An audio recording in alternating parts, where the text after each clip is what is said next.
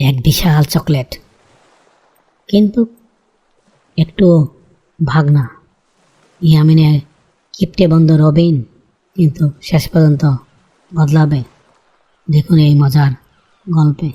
Hello প্রিয় বন্ধু, আজকের গল্পের নাম ইয়ামিনের কিপ্টে বন্ধু। ইয়ামিন আর রবিন দুজনেই 8 বছর বয়সেই একই ক্লাসে পড়ে। ইয়ামিন খুব সরল সোজা হাসি খুশি ছেলে, আর রবিন ঠিক তার উল্টো। রবিনের সবচেয়ে বড় গুণ হলো কিপটামি পানা করা। সে কোনো জিনিস সহজে ছাড়তে চায় না, কিনতে হলে 10 বার ভাবে। আর বন্ধুদের সঙ্গে ভাগ করা এই শব্দটা যেন তার কোনো অভিধানই নেই। একদিন স্কুলে টিফিন টাইমে ইয়ামিন দেখলো রবিন তার ব্যাগ থেকে একটা বিশাল চকলেট বের করলো। চকলেটটা এত বড় যে ইয়ামিনের চোখ কপালে উঠে গেল। ইয়ামিন বলল, কি রবিন, এত বড় চকলেট কোথা থেকে আনলি? রবিন চোখ কুচকাতে কুচকাতে বলল, দোকান থেকে কিনেছি। ইয়ামিন আবার বলল, আমাকে একটু দিবি? রবিন সঙ্গে সঙ্গে চকলেটটা ব্যাগে ঢুকিয়ে বলল, না, এটা আমার জন্মদিনের chocolate, very very special. Yamin মুখ কালো করে বসে রইল। সেই দিন থেকে ইয়ামিন মনে মনে রবিনের নাম রাখলো কিপ্টে বন্ধু। রবিনের কিপ্টামি শুধু চকলেটে সীমাবদ্ধ ছিল না। একদিন স্কুল মাঠে ফুটবল খেলা হচ্ছিল। রবিনের একটা নতুন ফুটবল ছিল, সেটা সে আগের জন্মদিনে পেয়েছিল। সবাই খেলছিল আর রবিনের কোনো দাঁড়িয়ে নিজের বলটা শক্ত করে ধরে রেখেছিল। রাজা বলল, রবিন, বলটা দে না, একটু খেলি। রবিন, না, এটা নতুন বল, নষ্ট হয়ে যাবে। সাজল, কিভাবে নষ্ট হবে? পা দিয়ে মারবি না মাথা দিয়ে? রবিন, আরে চামড়া উঠে যাবে, ফেটে যাবে, তখন কি তুমি নতুন বল কিনে দিবি? শেষ পর্যন্ত সবাই পুরনো ফাটা বল দিয়ে খেলা শুরু করলো, আর রবিন একা দাঁড়িয়ে রইল নতুন বল হাতে, কিন্তু খেলতে না পেরে। একদিন পড়ার টেবিলে ইয়ামিন রবিনের সামনে। রবিন ঠিক ছিল, এমন সময় ইয়ামিনের পেন্সিলের মাথা ভেঙে গেল। ইয়ামিন বলল, আমার শার্পনারটা নষ্ট হয়ে গেছে, তোর থেকে বাড়তি শার্পনার আছে তো? রবিন তার নতুন শার্পনার বের করে বলল, আছে, কিন্তু এটা নতুন, বেশি ব্যবহার করলে মোটা হয়ে যাবে। ইয়ামিন বলল, একবার তো ব্যবহার করব, বন্ধু, দিয়ে দে। রবিন এমনভাবে শার্পনারটা দিয়ে দিল যেন সোনার টুকরা দিচ্ছে। ইয়ামিন দ্রুত পেন্সিল সারিয়ে ফেরত দিল, আর রবিন সঙ্গে সঙ্গে কাপড় দিয়ে শার্পনারটা মুছে বাক্সে রেখে দিল। রবিনের কিপটামির কারণে বন্ধুরা ধীরে ধীরে তার কাছ থেকে দূরে সরে যেতে লাগলো।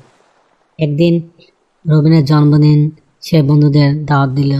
সবাই ভাবলো এবার নিশ্চয় রবিনের কিপটামি ছাড়বে, কিন্তু না।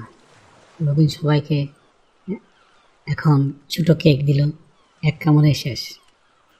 অন্য খাবারগুলো একদম মেপে মেপে দিল। মিলি বলল, রবিন, আর একটু কেক দে না ভাই। রবিন, এত কেক খেলে অসুস্থ হয়ে যাবি, আর সবার জন্য তো রাখতে হবে। শেষ পর্যন্ত দেখা গেল রবিনের মা আগে বেশিরভাগ কেক আর খাবার লুকিয়ে রেখেছিল। পরের দিন তিনি এসে সবাইকে পেট ভরে খাওয়ালেন। রবিন মায়ের দিকে রাগ করে তাকালো, কিন্তু কিছু বলতে পারল না। স্কুলে সায়েন্স প্রজেক্ট ছিল, সবাইকে 10 টাকা করে দিতে বলা হলো। শিক্ষক সবাইকে 10 টাকা দেওয়ার জন্য আবারও বলল।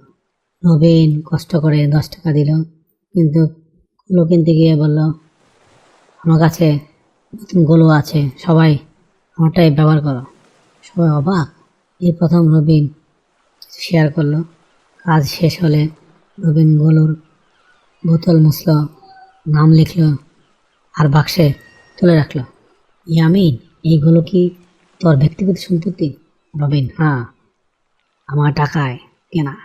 ইয়ামিন বুঝতে পারলো এভাবে চলে রবিন একা হয়ে যাবে। সে ঠিক করলো মজার ছলেই রবিনকে একটা শিক্ষা দেবে। একদিন টিফিনে ইয়ামিন বড় একটা আপেল বের করলো। আপেলটা এত টাটকা আর রসালো যে রবিনের লোভ লাগলো। রবিন, ইয়ামিন, আপেলটা দারুণ। ইয়ামিন, হ্যাঁ, আম্মু দিয়েছে, ভাবছি জুস বানাবো। রবিন, জুস বানাতে পারিস? ইয়ামিন, আমি না, আম্মু। তবে একটা সত্য আছে। রবিন, কি সত্য? ইয়ামিন, আমার গল্পের বইটা শেষ হয়নি। তুই যদি তোর দুটো নতুন পেন্সিল দিস তাহলে অর্ধেক জুস পাবি। রবিন ভাবলো জুস তার খুবই পছন্দ।